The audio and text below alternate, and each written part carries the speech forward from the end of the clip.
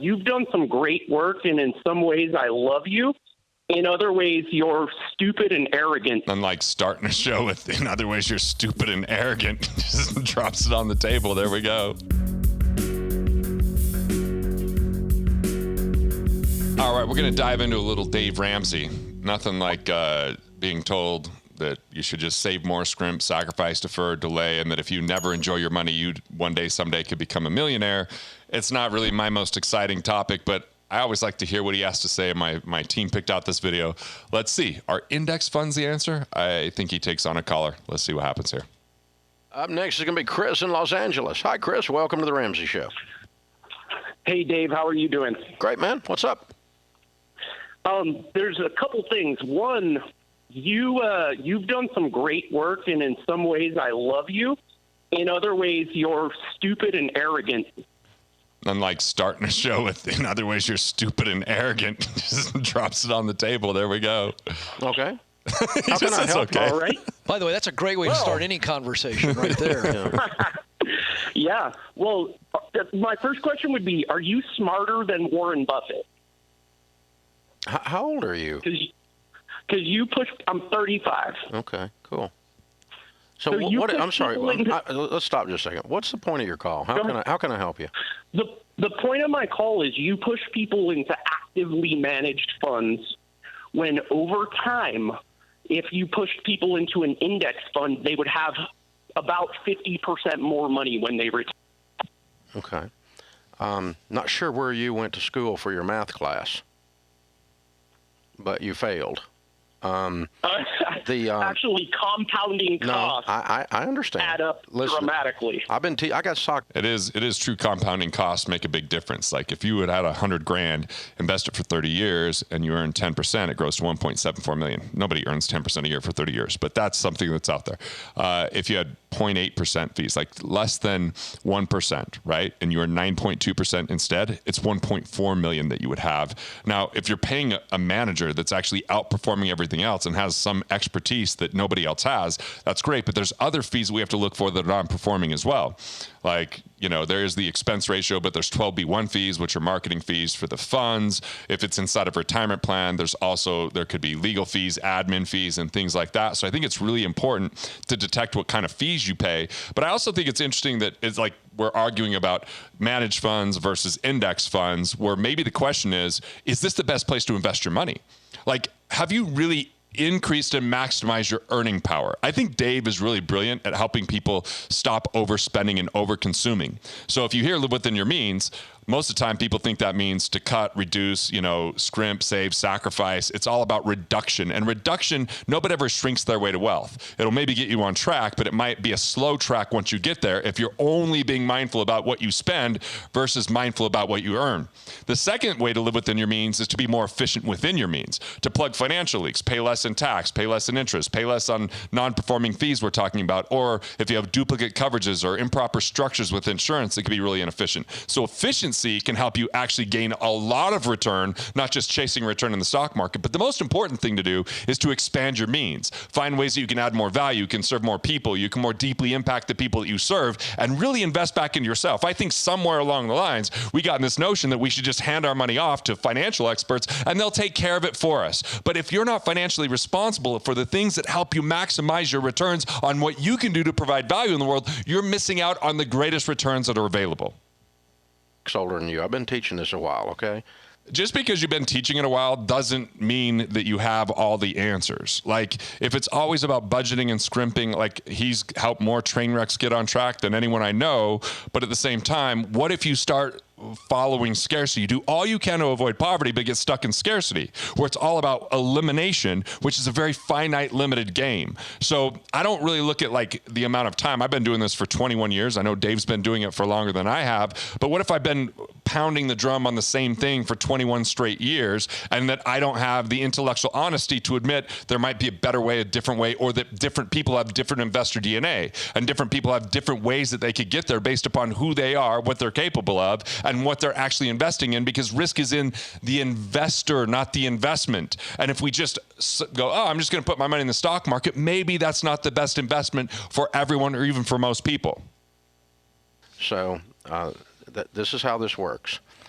And yeah, I would have to agree. Warren Buffett's got better returns than Dave, although Dave's got a really big business, and that business earns him a lot more than his funds. Here's the thing. You're basically doing what Bogle said, and Bogle invented a wonderful thing with the index fund, and the S&P 500 funds are wonderful. The index funds are wonderful. They are not a cure-all, and there's no... Definitely agree they're not a cure-all. If you have consumer debt, you should take care of that first. Second, cash flow is more important than accumulation. Accumulation is a slow process. Compound interest works over very long periods of time.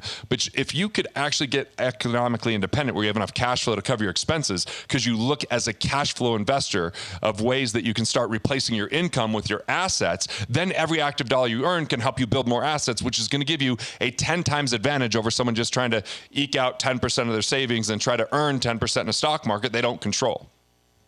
Possible scenario, unless you're an absolute idiot in picking your actively managed funds, that you would have 50% more in an index fund. And there's a lot of data, I don't know, about 50% more, that after 20 years, especially after 25 or 30 years, that index funds have outperformed actively managed funds, unless you're wealthy enough to give your money to Ray Dalio, who's crushed index funds because, again, it's the type of investor he is.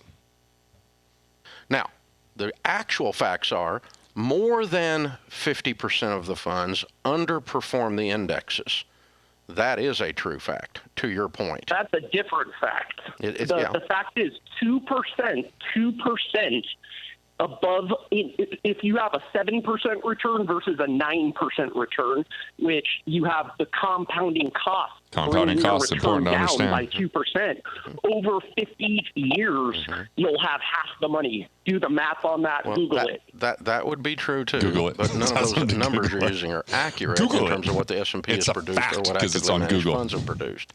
The actively managed funds that I personally have picked have outperformed the indexes by more. Which ones are those? 2%. I'd like to see a side by side of that. Because it's fairly easy to study mutual funds and pick them that outperform. It's fairly easy to study mutual funds and pick the ones that outperform. What I've seen is when some mutual fund gets a lot of attention, it gets an influx of money. Now the manager has a hard time allocating that influx of money. And there's also this restriction that if it's a growth fund, it has to stay in growth stocks, even if it's not a good time to be in growth stocks. So it's going to have a longer period of time of downturn where maybe a hedge fund doesn't have that problem. I did a study that I wrote about in Forbes that 84% of the returns in the stock market come from 10% of the investors. So if the market averages 6%, might be some investors are getting 9 and others are getting 3 because some can sell short and some might be sitting in cash during times of downtime. There's a lot of factors that aren't really being discussed in this. But if you're not going to study them and you're not going to have a good advisor in your corner, then using the index funds is a great idea. And I wonder, like, what's his methodology of studying him and how is he giving this advice out there? If it's, like, I would like to see this side-by-side comparison of what Dave's talking about What here. we actually found in the real world versus someone's hypothetical vacuum discussion of theory, okay? As we studied the largest study of millionaires, 90% of them, a largest study of millionaires ever done, over 10,000 of them, 90% of them became wealthy without inheritance. The inheritance did not cause their wealth. Right. And look, a lot of this is if you follow the book, The Millionaire Next Door, which feels a little bit related to Ramsey's philosophy here, if you choose not to spend money and you budget your life away, you too can become a broke, miserable millionaire that will never spend your money or have any utility of it because it's always about deferring and delaying. But a lot of millionaires did it because of small business. There's a lot of small business owners, and we hear statistics of a lot of small business owners failing, but we also need to understand the statistic that 95% of Americans are not financially independent at age 65, and it's not from a lack of effort, it's from an improper methodology of accumulation, where people think, oh, yeah, I'm just going to set money aside, I'm going to wait for a long period of time, and hopefully it pays off. But even when you get that money, where do you get the returns when it's time to cash flow that? The problem in this methodology is it neglects cash flow along the way, and now when it's time to create cash flow with your assets, how do you create substantial cash flow, especially if it's a stock market that's volatile, because there's a disinvesting problem that when money comes out of those, if it's in a down year, it starts to dip into the principal. So, I mean, this is some of the considerations. It's not just accumulation, it's distribution. And almost all of them did it with their 401k with actively managed funds.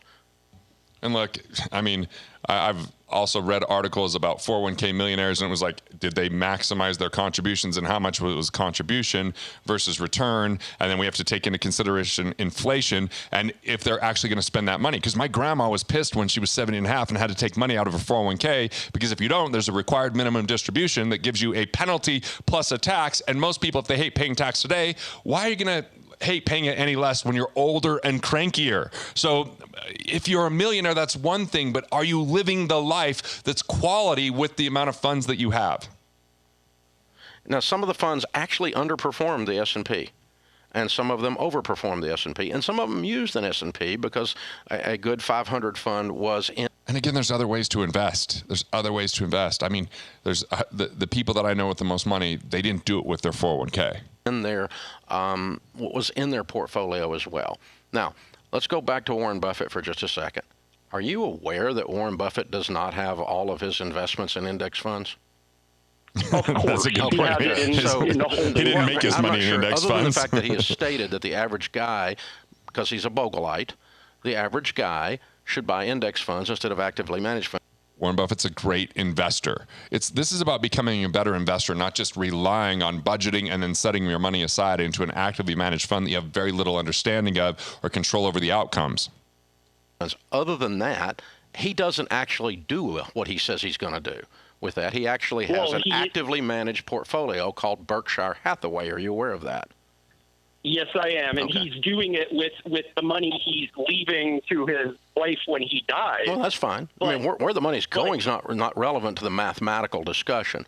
Again, it's through skill sets and businesses. It's through like investing in things that you know, not just handing your money over. That's the real issue here. The mathematical discussion, Chris, is simply this.